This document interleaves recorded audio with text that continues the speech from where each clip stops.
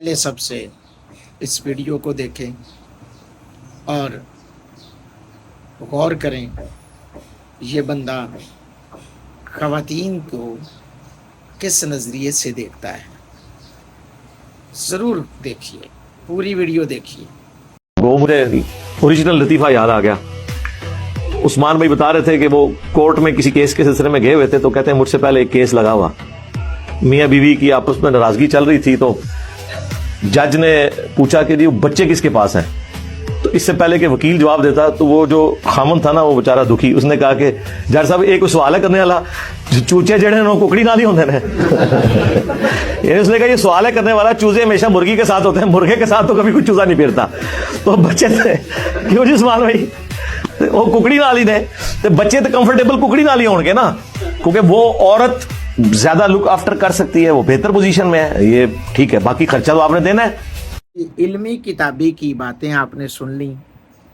इल्मी किताबी के इल्म का अंदाज़ा भी लगा लिया कि ख़वातीन में माँ बहन बेटी बीवी ये सारे रिश्ते हैं, लेकिन इसके बावजूद ये बंदा किस हद तक और किस अंदाज में एक एंटरटेनमेंट और एक लतीफ़ा जिस मनहज पे बैठकर ये बातें बड़ी बड़ी करता है, बाबे तो शाही कोई नहीं, और उसके लिए तो माँ बाप बहन भाई भी कोई शय नहीं है, ख़वातीन भी कोई शय नहीं है।